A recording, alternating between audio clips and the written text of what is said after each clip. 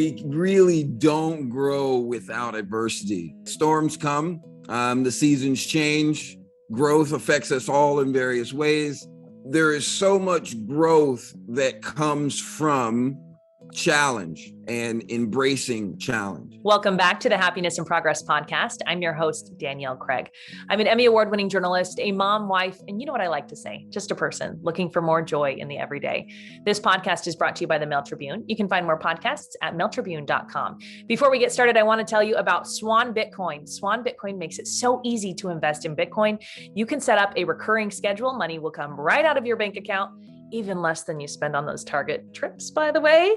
If you would like to have $10 free of Bitcoin, you can go click on the link in show notes and get started at Swan Bitcoin. I am so excited to introduce you to today's guest. You are going to be hearing from Marcus Bridgewater. He's known as Garden Marcus on TikTok. He is a creator who's been compared to Bob Ross and Mr. Rogers for his genuine warmth, compassion, and enthusiasm he conveys, which you'll feel all in this interview today. Marcus creates a space for all of us to grow and reflect in his debut book, How to Grow, Nurture Your Garden, Nurture Yourself. In the book, he focuses on mental health, physical health, and spiritual awareness, which we're going to talk about in this conversation. We also talk about how humans are like plants and what we can learn about our growth from them, how we can support our own growth as well as our communities. I absolutely loved this conversation. I know I say it too often. This is my new favorite conversation, but here it is. I think you're going to love it too. Let's get to it.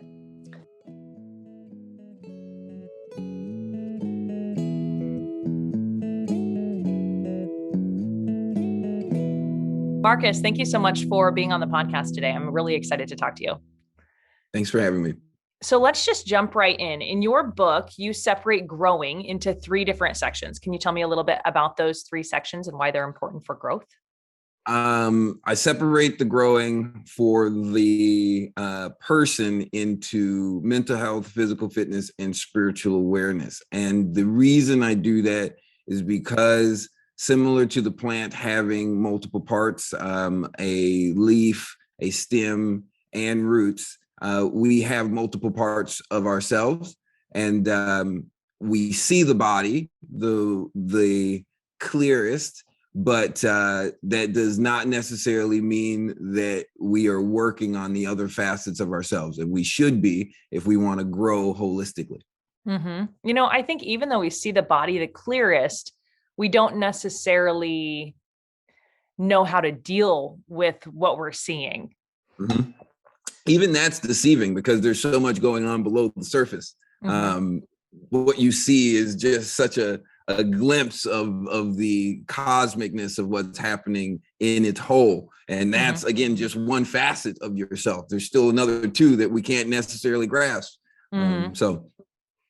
Yeah. And I love what you write in the physical part. We'll come back to it. And I want to read a portion of your book and talk a little bit about that.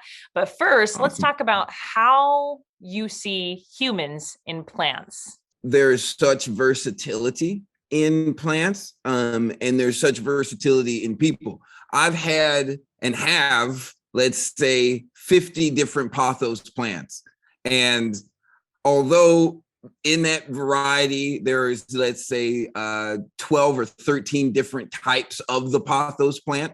No 2 of the pothos plants grow the exact same. They're mm-hmm. all growing individually, despite having similar characteristics, despite having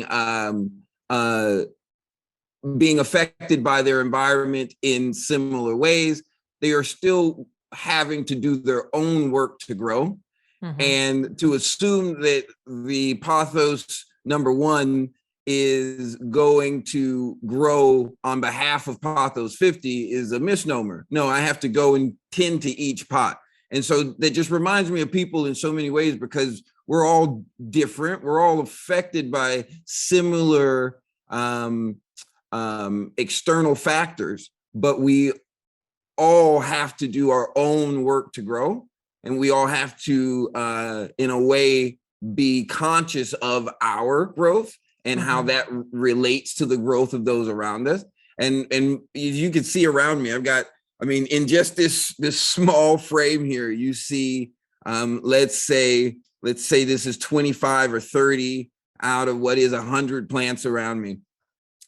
And the more I add plants, the more each one affects its community, despite each plant having to do its own work to grow. And again, these parallels and how I see people in plants just continues to evolve as I spend more time around plants, and I see the correlations between how some plants are bright colored and seem to be showy, while other plants are seeming to be reserved and don't grow much, but there's a lot happening below the surface.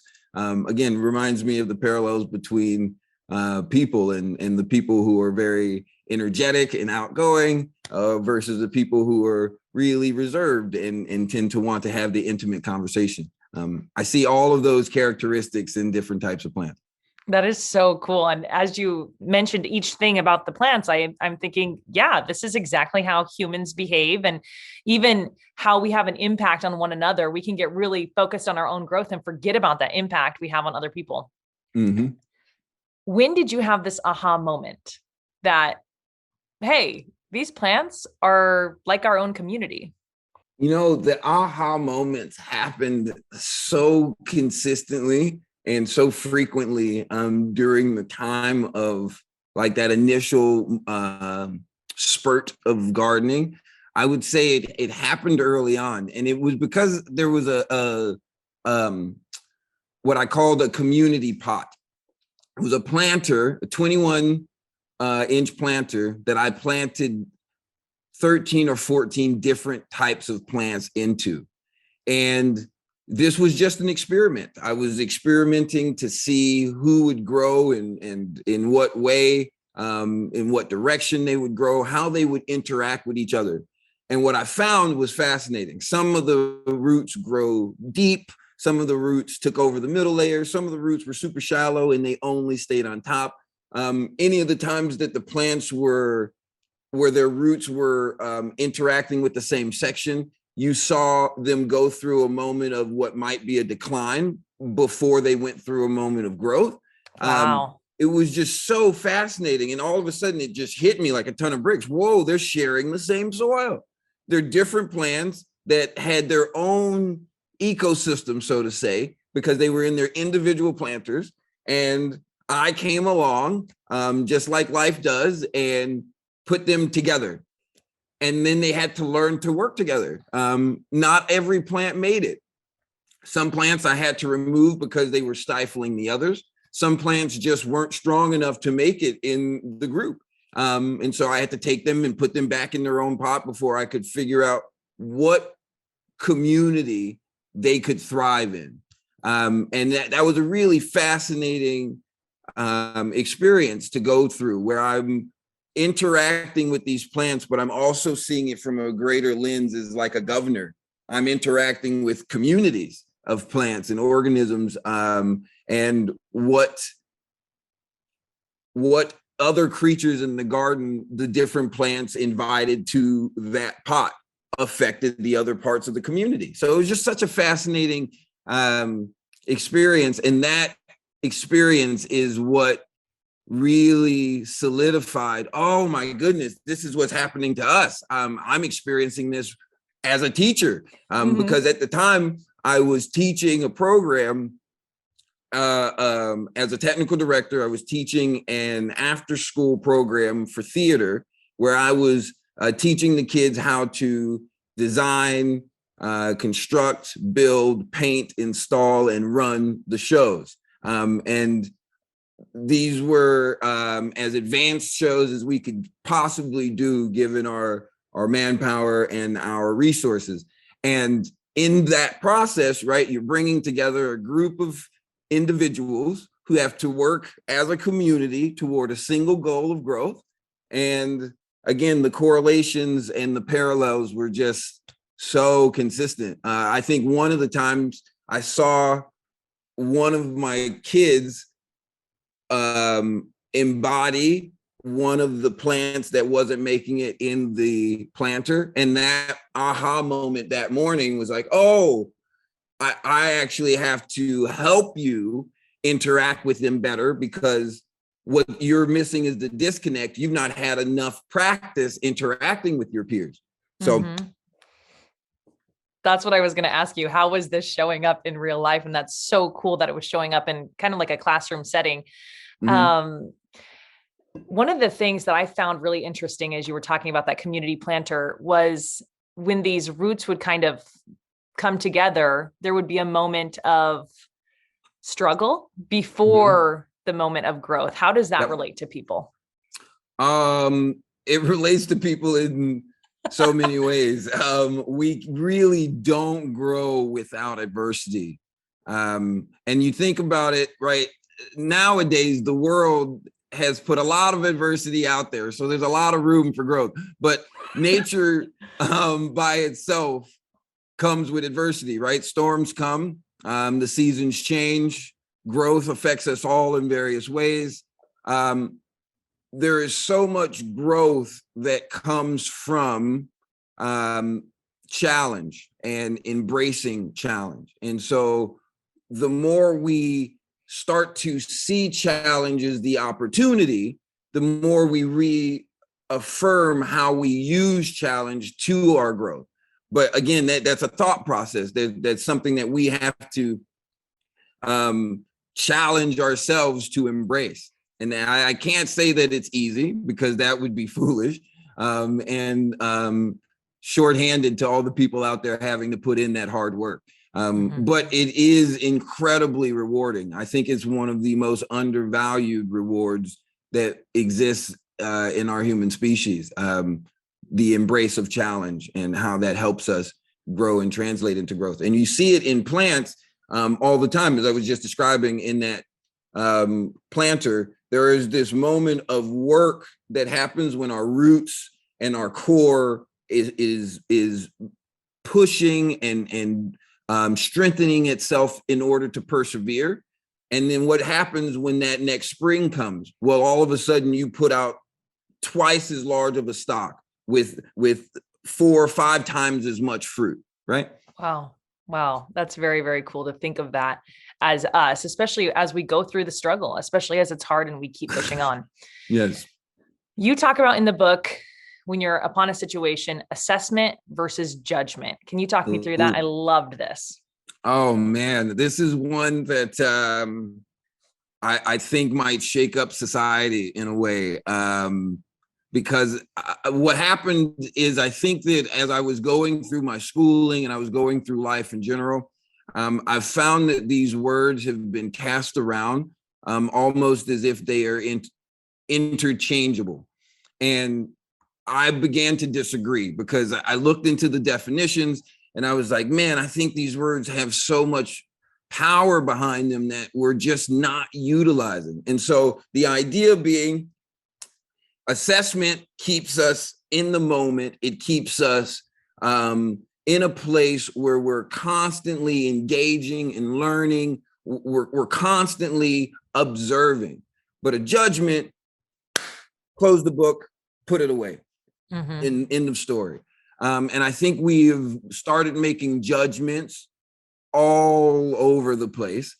And what's funny is no judgments truly work, right? Because life is all about growth. Life continues to grow. And there's so many things that we've like, oh, judgment made, put it on the shelf. Oh, wait, go back and get that, take it off the shelf. We've now got to reassess that judgment. I mean, we see it literally in every aspect of our world, time and time again. And so I think it would just be beneficial to our future if we decided to limit the amount of judgment. I'm not saying there's no place for judgment, because obviously it came from somewhere in our great history. But I think that where we might have wanted to make 1 out of 10 judgments, we've now made 9 out of 10, and we should replace that 8 with assessment, because I think it will lead to more maturity, more conversation, and again, more growth.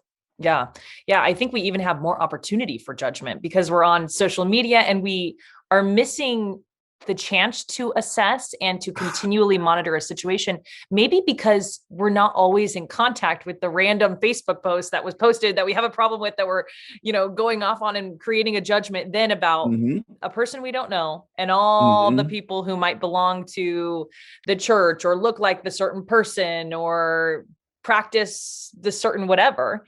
Right. We make that so quickly because there's not really, in normal life, when we're seeing people regularly, there is more time to assess. Right. I 100%. I think that naturally you are assessing in nature far more than you are casting judgments, because you don't want to limit yourself. And there's a kind of ego involved in the idea of judgment, that this is right and that is wrong. And there's so many times where I found that kind of rhetoric, that kind of thought process limits your empathy for someone else's experience. And oftentimes I've found that, there's a lot of times where we are not listening to why the other person did what they did, or what the other person's experience was. And when you do, and you really digest it, it's like, oh man, the assessment of what you were going through is really dark or heavy. And that leads for more solutions, because now we're actually getting to the root of a problem. But again, if I just said whatever it was wrong, and that's the judgment, I write it off and I toss it away, not only have I undermined your experience, but I also have not created a pathway to prevent it from happening again. Marcus, that is so good. I love this. I'm so excited to share this. I think it's so, so important. Everything you just said, to have that open conversation and the open mind, really, I think is one of the big differences between assessment and judgment. And I think there would just be so much more love and community if we can get to a place where we're doing that. Agreed. I also think, and the challenge in it that I see, if you take what we're talking about right now as the elementary thought process, right? That's the beginning. I think the evolution of it is so profound, because what it really starts to do is it makes you question yourself, right? It all of a sudden makes me stop and ask myself, have I made a judgment about this thing because I feel this way, or because this is something that I need, right? And it's like all of a sudden my thought process began to evolve, because I didn't realize how many times I was enabling judgments within to justify choices. And it's like, whoa, that's not actually productive for me or constructive for my community. So, wow, I really shouldn't be trying to justify things as much as I need to understand the choice that is being made. And again, that's a huge thing there, because those are easy words for me to say, but they are some complex processes for some people to actually digest and use. Yeah. And it sounds like there's just so much ego involved in this. And I like to say everything's a practice. So even if you leave this conversation and you're like, I'm going to practice assessing more than judging, and then you judge and then say, wait, I want to turn this into an assessment. I think that's fine. I think that's great. Exactly. Okay. Let's talk about positivity and how that makes a difference in your life. Oh, shucks. Oh man. I gotta say just out loud, this is the first conversation of this with someone who has read the material. And so it is my cheeks are swelling with a kind of happiness. So thank you very much. Yes, of course. Yes. I love reading the books. Awesome. And yours is really fantastic. Well, thank you so much. It really does mean a lot. Okay, so the question was positivity, right? And how positivity affects my life. It affects my life in every part of my being. The fact is, my life has not been easy, and when we use the characteristics of poor, fair, good, excellent, right? It has not been fair. And so there's a lot of times where I tell people to be conscious of using the adage of fairness, because there are a lot of us who have not had access to the wealth of what some people consider to be fairness. So I say that for this reason. The fairness never stopped me from pushing forward and from reminding myself to find solutions. And so for me, positivity is really finding solutions. And so if you are solution minded, solution orientated, then you're actually a positive thinker. You may not realize it, but that's what it is. And the reason why I think that's important is because the fairness thing often made me upset. I think sometimes I am so incredibly angry. I've turned over the kilter, and now my anger meter doesn't even work anymore. And at the same time, I'm not trying to use that anger to be violent or to be angry. And why is that? Well, because that's not going to lead to solution.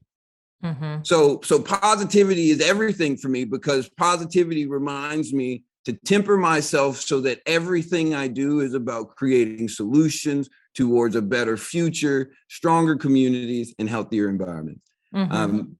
But it's really easy to get caught in the negative, which is the alternative. And so that's why that's the other reason why I focus on the positive. There's a lot of things going on in the world to make us unhappy. We found out recently that many of the algorithms are designed in a way that feeds the unhappy. And so happiness is I think a concept that we have spent too much time trying to sell and fluff up, right? Too much of the ice cream and butterscotch cupcakes idea.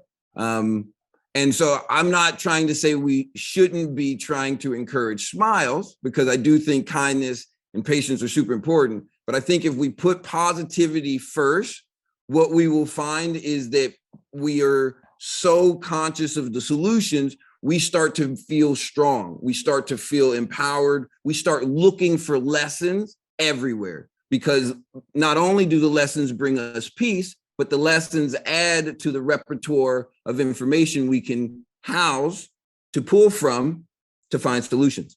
Yeah. And I love that you put positivity as solution finding, because then we don't get into that realm of toxic positivity. And you talk about that. And I love the example you give in the book where you drop a plant and you're like, oh, yay, I dropped a plant. It's all great. That's the toxic positivity. But instead, you found a solution. Exactly.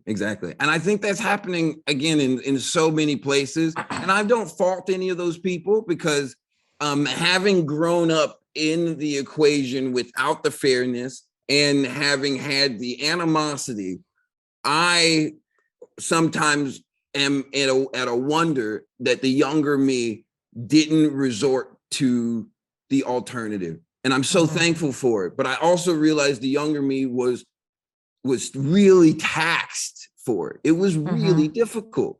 But it was so rewarding in the long run, as now, doesn't matter what it is that's going on. Sure, it might make me angry, but it's not going to knock me off my focus of getting things done. I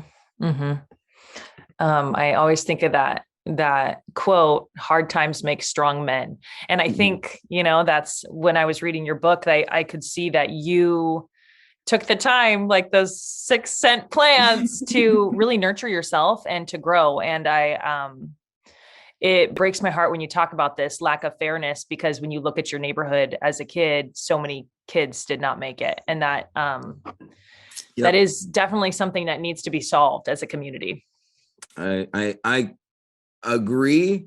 And I can't help but think about like the hurdles in the way. And so I'm so glad that you appreciate the book and the material, because is designed in a way to try and present tools to people so that the hurdles are not massive walls that you can't climb over, right? Yeah. It's like if there are hurdles that we can keep jumping in stride, then you can maintain a momentum. But for some people, it's like the hurdle itself is a massive wall. And so they feel overwhelmed and then they stop the race. And I really do hope that we can find more solutions to these things. And so the focusing on the positivity is a big one, but I also am aware that there's a stigma in a way.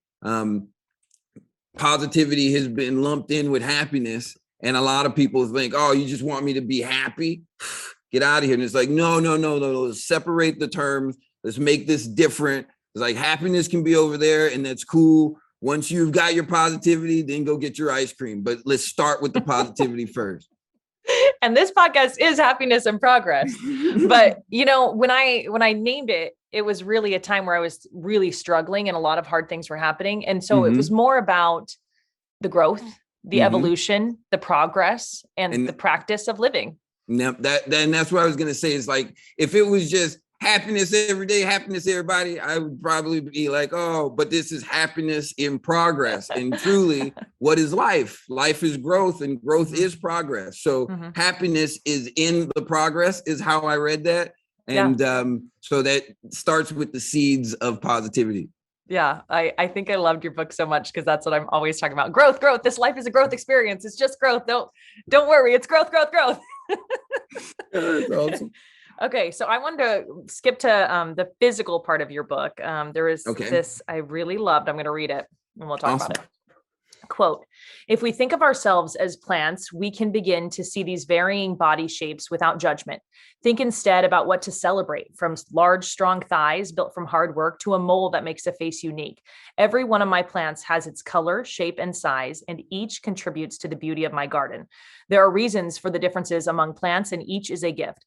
I think of my cactus that has smaller leaves than other plants to prevent losing water in the arid summer heat. In contrast, the broad leaves of my elephant ears are perfect for catching rainwater and funneling it down to the soil for its roots to soak up when temperatures cool. My large hands are great for gripping and wielding carpentry tools, while my mother's are smaller and adept at braiding. I admire the different ways we've learned to use our hands, especially because we can utilize our distinct qualities to help each other. Unlike humans, plants do not attach judgment to different appearances. My cactus does not mind looking different from my elephant ears. Its focus is on its own shape and how it supports the plant's growth. We can heed this ourselves and let go of the judgment we too often place on our bodies. How has this realization made a difference in your life? Oh, man.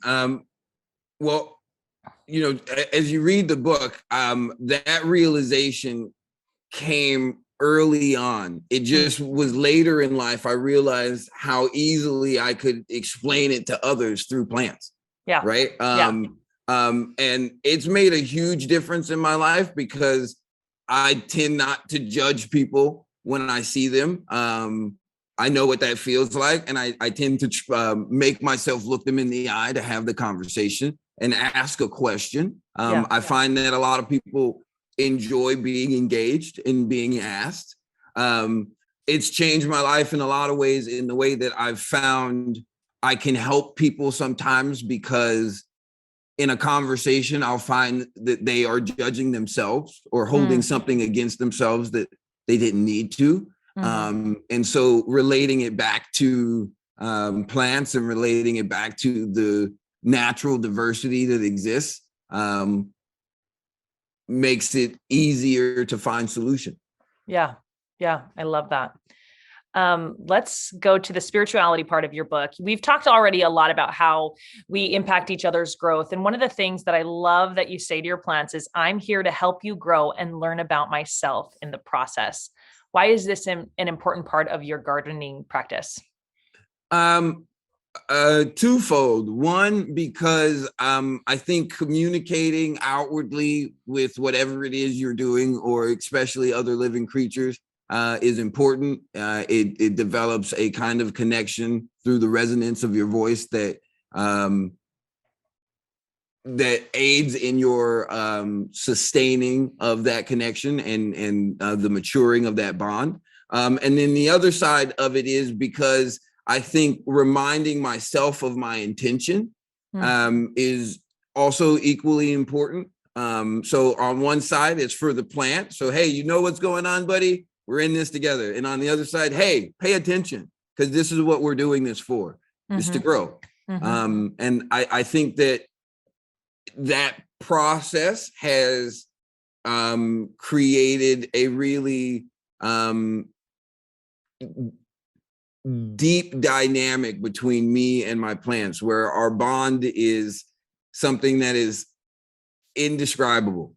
I always like to ask my guests, what is their number one tip for having more joy in the good, the bad, and the in-between? Take a moment to take a breath, and in that breath, acknowledge that there are billions of other creatures doing the exact same thing. And what your knowledge that you're drawing in that breath is adding to a library of knowledge that is incredibly universal and that we can all tap into, but you've got to be conscious of it.